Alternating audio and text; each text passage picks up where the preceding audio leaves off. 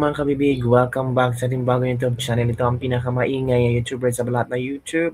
Ako si Kabibig, maglabag-labag na tang with evidence. Itong issue ngayon ba na binabayaran daw, pinaparol call, tinatawag ang mga kongresista sa opisina ni Sandro Marcos para questionin or para tanungin or sabi nila ino-offeran daw ng malaking bonus para pumirma sa impeachment ni Bibi Sara.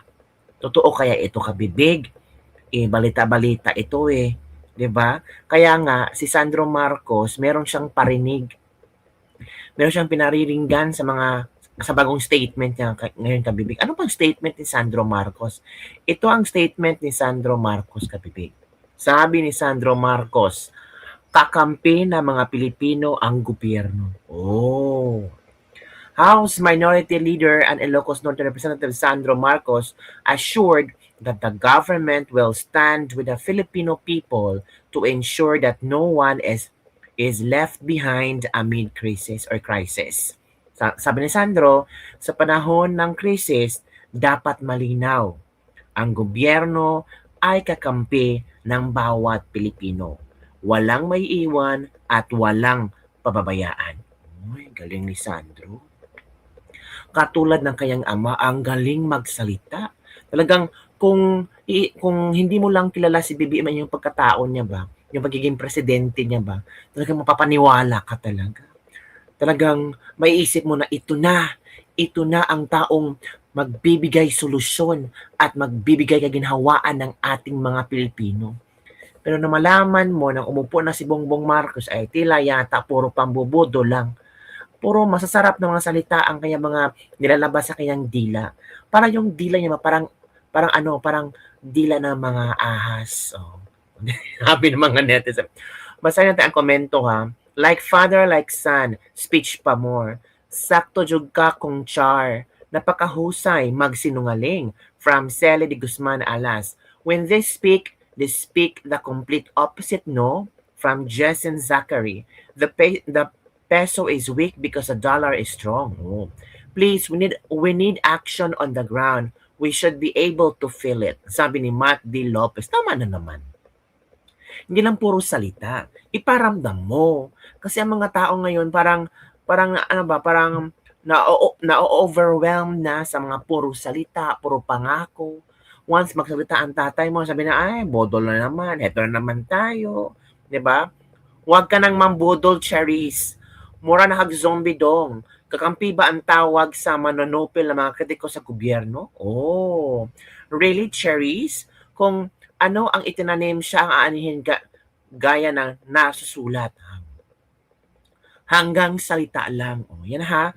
Yan ang mga komento ng ating mga netizen after nabasa itong post ni Sandro, itong statement ni Sandro tungkol sa panahon ng krisis. So parang dead man si Sandro sa issue na merong nagkabayaran na, pero focus si Sandro sa pagsugpo, sa tulong-tulong. Sa panahon ng krisis, dapat malinaw. Ang gobyerno ay kakampi ng bawat Pilipino. Walang maiiwan at walang pababayaan.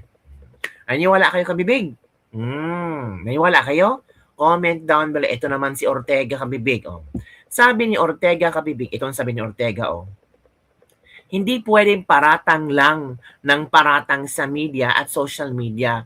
Kung may ebidensya, ilabas ninyo. Kung wala, tumigil kayo sa paninira. Ito yung komento ni La Union Representative Paulo Ortega hinggil sa issue na nagkabayaran daw to vote in favor of the impeachment complaint against his sister, against VP Sara Duterte. Parang pinariringgan ni Ortega si Mayor Pulong si Congressman Pulong Duterte, 'di ba? The Crocs tumpak. Yes, it is. That is not insult. It is the truth. Remember the maleta? It is used to fight against the Dutertes. Sino po ba ang mapanira? Di ba kayo? Sabi ni Albert Ruiz. May punto naman din si Paulo Ortega, mga kabibig. Kung meron talagang ebidensya, ipalabas nyo.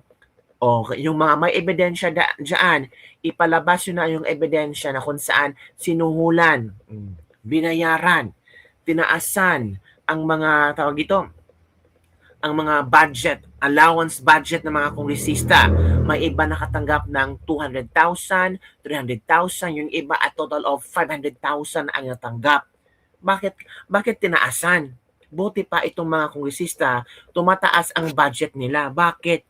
Pero tayong mga Pilipino, mga manggagawa, ang hirap nga nilang pataasan ang sahod natin. Tapos, ang ibibigyan lang sa atin, lang 5K? Pang-ayuda lang sa kanila, 300,000, 200,000. Wow! Every month yan ha. Narinig natin, nabasa natin, every month there is an increase of their budget. A total of 500,000 kung kaalyado daw di umano, pero kung hindi ka kaalyado, 200,000 o 300,000.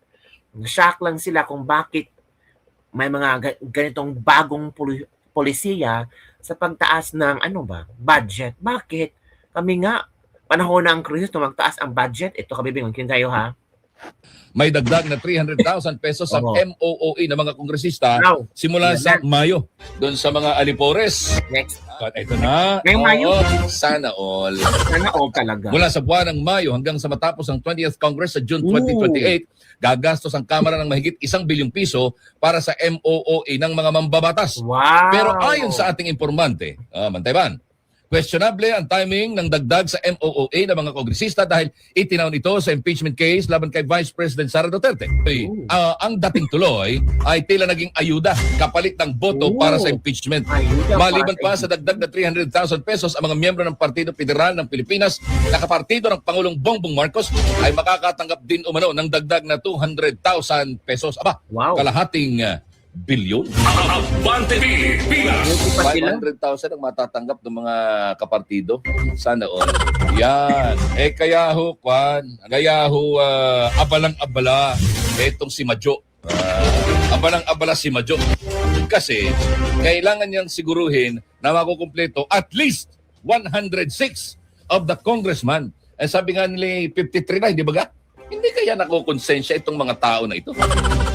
Or gano'n na ba talaga kakakapal ang kanilang mga muka at balat para hindi tabla ng konsensya at hindi nila maramdaman ang totoong nangyayari? Abante Pilipinas. Ay, hindi ko naman pwedeng sabihin bulag dahil nakikita nila ang mga kaganapan, hindi ba? Balita, impormasyon at Abril 29. Unanimous ang pag-akyat nito sa plenaryo ng Pilipinas. Ay, hindi ko naman pwedeng sabihin bulag dahil nakikita nila ang mga kaganapan, mga kabante. Hindi kaya nakukonsensya itong mga tao na ito? Or gano'n na ba talaga kakakapal ang kanilang mga muka at balat para hindi tabla ng konsensya at hindi nila maramdaman ang totoong nangyayari? Abante Pilipinas. Ay, hindi ko naman pwedeng sabihin bulag dahil nakikita nilang mga kaganapan, hindi ba? Correct. Nakikita nilang hirap na yung kanilang constituents, wala silang maipakain sapagkat mahal. Kaya nga karamihan dyan sa mga pro-impeachment na yan, pumirma din doon sa panukala nitong si Congressman Eli San Fernando na tanggalin na yung provincial rate. Sapagkat yung sinisweldo ng ating mga kababayan sa probinsya ay labis na labis ang kakulangan. Kulang talaga. Hindi na sumasapat sa pangangailangan ng kanilang pamilya. Alam mo ba sa Mindanao? Oo, yung ibang probinsya sa Mindanao, yung ibang city sa Mindanao, alam niyo ba kung magkano ang rate nila? 500 pesos. Kaya ba yan sa isang araw ang 500 pesos? Mabubuhay bang tao sa 500 pesos? Diba kulang na kulang? Kaya mabuti talaga itong resolusyon ni Congressman Representative Eli Soriano at maraming mga kongresista ang pumirma dito. Pero ang problema, ayaw ni Vatman. Sino ba yung Vatman na yan, tabibig? Oy? Ewan ko, bibig, sino yan si Mr. Vatman? Imagine, 500. 500. Saan mo dadalhin yung 500? Next month, tataas na ang bigas. From, magkano ngayon? From 50 or a little higher than 50, magiging 60 na. Ay nako, baka bagay na meron ng mga 60 pesos na bigas sa mga palengke, hindi ba? Or almost 60. Tataas pa ito. Dahil nagdeklara na, nagbigay na ng nagbigay na ng idea itong Department of Agriculture eh. Dahil nga mahal ang production cost. Oh. Hindi na kaya ng ating mga magsasaka. And all they can do is itaas ang kanilang farm gate price para makabawi. Nako po. Eh wala eh. Magagaling ang ating mga namumuno sa atin. Super kayo. Ang dami nating matatalino dito pero hindi na ma-maximize kung tutusin. Hindi ako naniniwala na sabi nila ay doon lamang sa Iran merong mga materyales. Okay, sabihin natin meron na. Pero hindi ako naniniwala na yung mga produkto lamang ng Iran ang pwede natin gamitin bilang pataba. Correct. Tama. Wala pa yung ganyang mga klase ng pataba na yan. Kumikita naman ang ating mga magsasaka.